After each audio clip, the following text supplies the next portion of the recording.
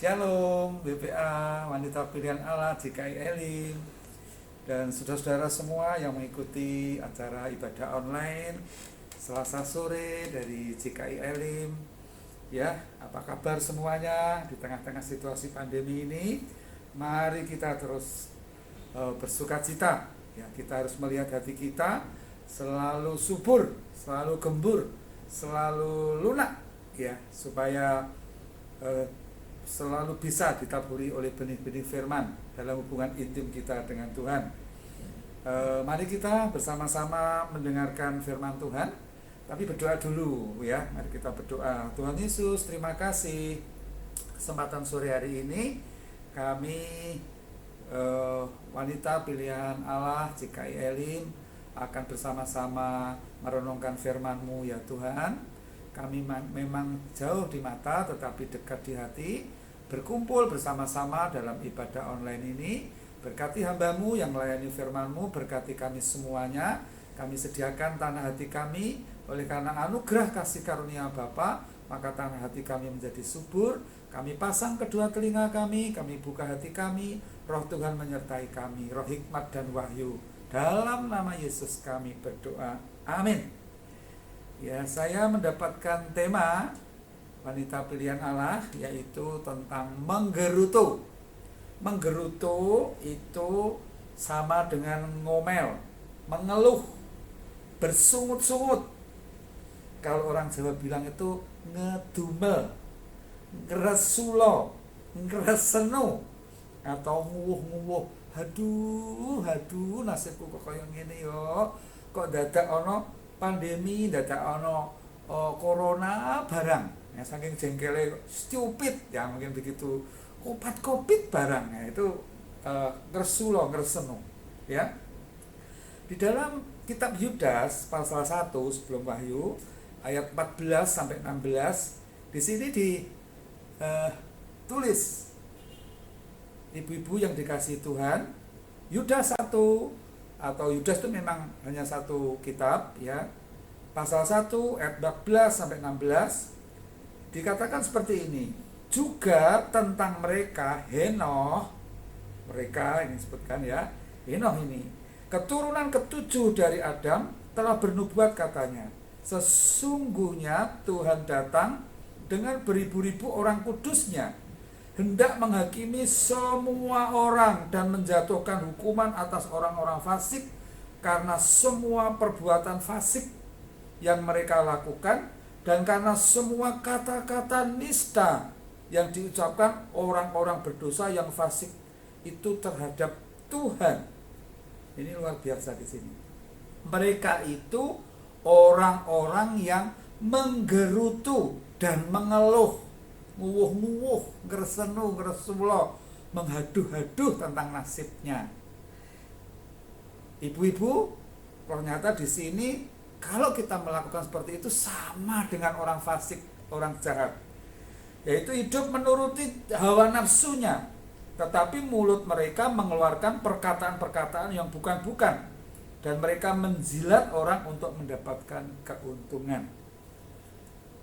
Ibu-ibu yang dikasihi Tuhan, jadi keturunan daripada Adam yang ketujuh yang namanya Henoh ini, dia memiliki hubungan intim dengan Tuhan, hidup bergaul dengan Tuhan.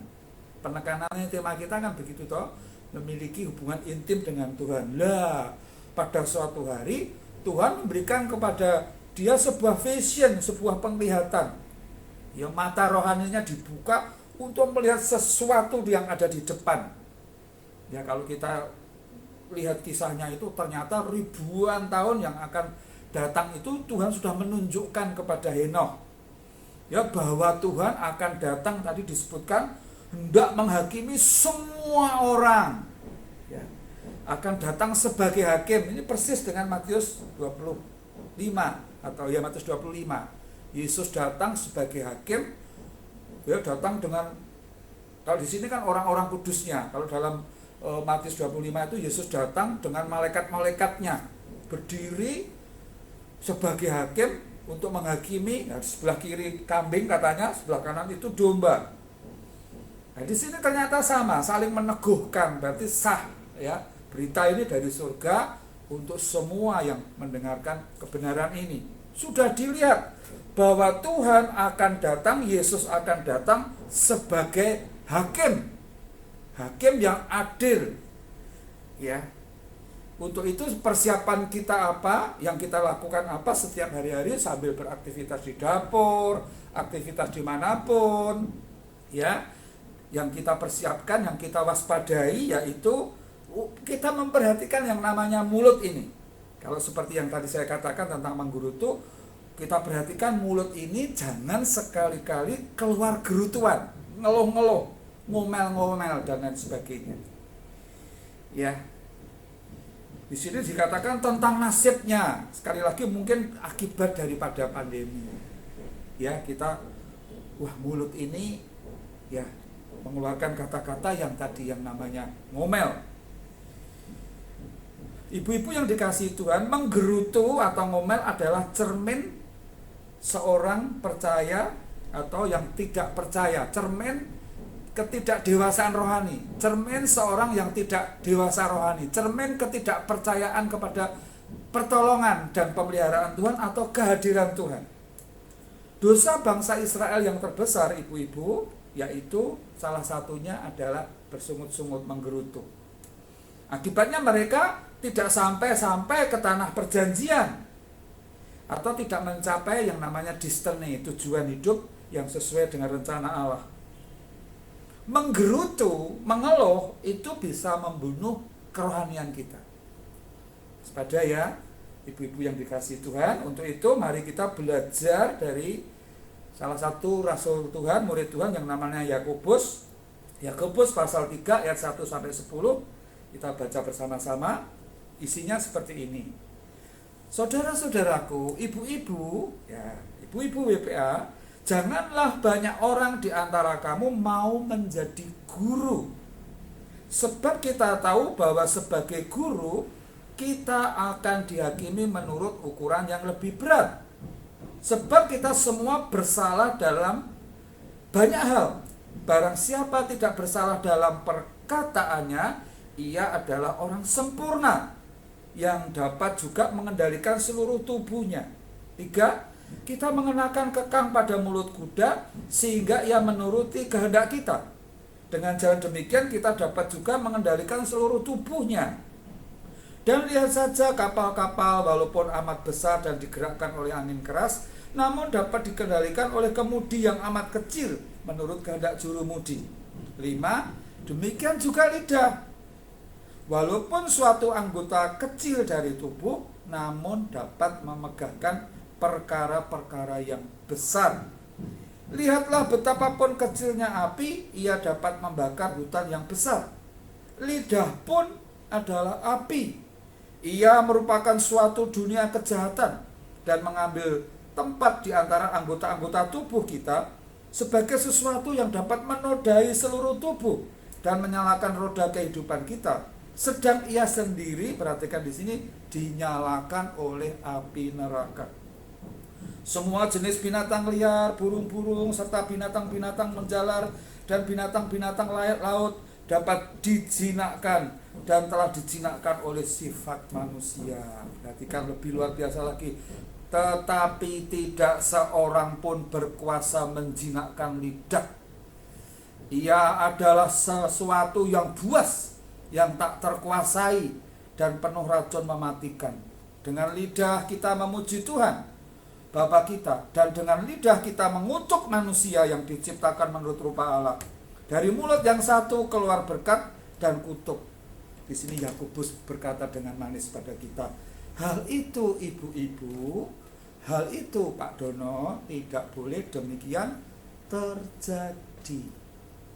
Kalau dalam Amsal dikatakan hidup mati seorang dikuasai oleh lidah, ya. Barang siapa bisa menggemakannya akan memperoleh buahnya, katanya.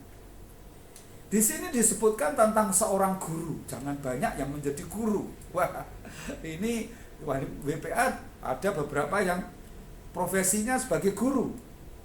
Jangan banyak menjadi guru. Guru itu digugu ditiru, bukan Pak Gutur Saru ya. Guru itu dari sisi teladan, perkataan, ucapan-ucapan. Ya. Jadi ini sangat berpengaruh pada murid-murid. Gurunya salah, ya murid-muridnya ya salah. Ya, biasanya pengaruhnya ibu guru dengan ibu di rumah itu lebih hebat. Oh katanya bu guru, katanya pak guru seperti itu kok, pi. Nah, sudah itu jadi ukuran. Ya, dikatakan kita mudah bersalah dalam banyak hal.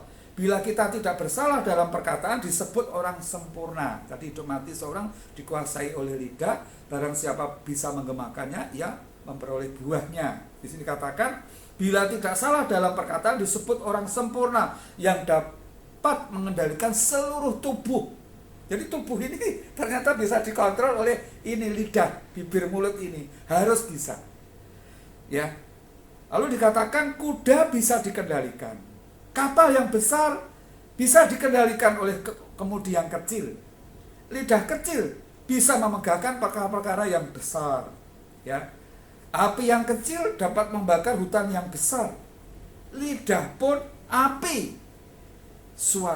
Dikatakan suatu dunia kejahatan. Yang dapat, kan ngeri ya, ibu-ibu dikatakan di sini sebagai dikatakan suatu dunia kejahatan yang dapat menodai seluruh roda kehidupan kita, yaitu lidah yang dinyalakan oleh api neraka.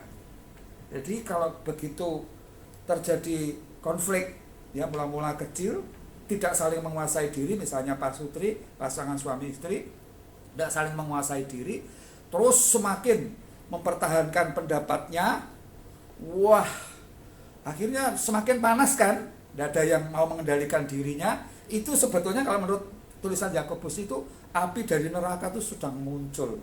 Ibu-ibu yang dikasih Tuhan. Saya ingat almarhum ibu saya, ya sudah di surga. Ibu saya itu orang desa so. Tapi nasihatnya sederhana, ya.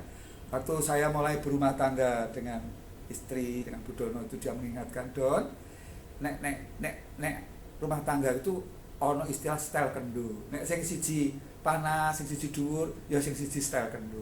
Nek bahasanya kita ya nek sing siji volumene dhuwur, sing siji volumene direndahke. Ya, jadi tidak akan terjadi, ya bisa terjadi konflik, perbedaan pendapat. Tapi ya tidak memberi kesempatan tadi api neraka. Coba perhatikan, siapapun lah, seorang ibu marah kepada anak-anaknya tanpa terkontrol. Nanti kan hawanya itu kan panas begitu. Itu sebetulnya muncul itu, ini kebenaran berkata seperti itu.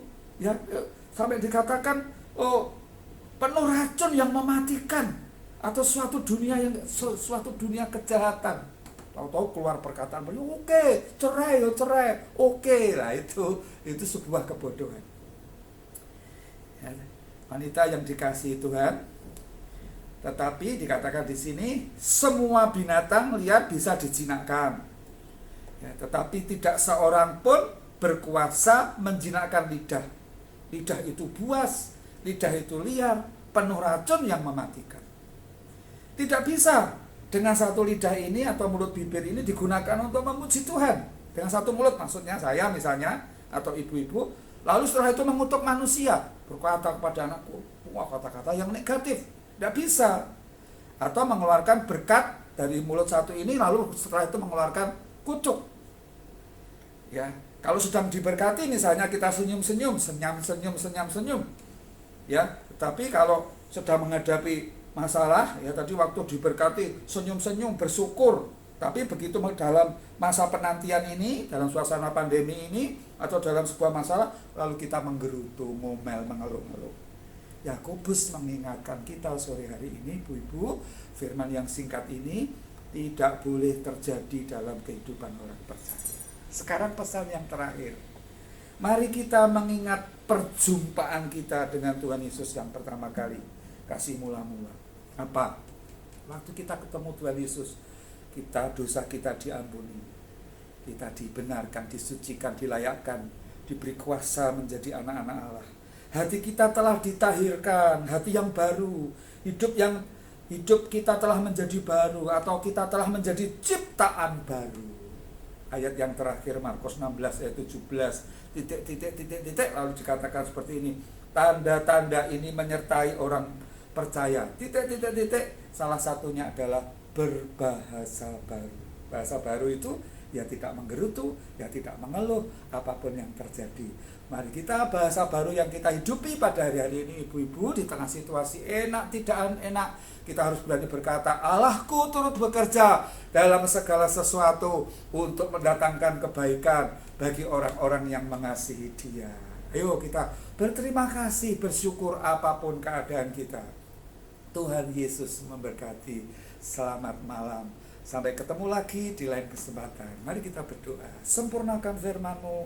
Pesan ini sederhana, keurapi supaya kami dengan pertolongan Roh-Mu Bapa bisa menjaga lidah bibir mulut kami. Berkati WPA, pengurus yang luar biasa yang tetap Bapa mempertahankan untuk acara online, ibadah online ini tetap ada. Berkati pengurus semuanya Bapak, WPA dimanapun berada, didapati selalu berjaga dan berdoa menggunakan mulut lidah bibir ini sebagaimana orang menyampaikan firman Tuhan, yaitu perkataan yang membangun, perkataan yang menasihati, perkataan yang menghibur, perkataan-perkataan yang mengeluarkan berkat, perkataan-perkataan yang memuliakan Tuhan Yesus. Bapak berkati WPA dalam nama Bapa, Putra dan Roh Kudus. Ibu-ibu sebagai penolong yang sepadan dalam rumah tangga, diberkati Tuhan semuanya, dijaga, diberkati keluarganya. Dalam nama Yesus kami berdoa. Haleluya. Amin. Shalom.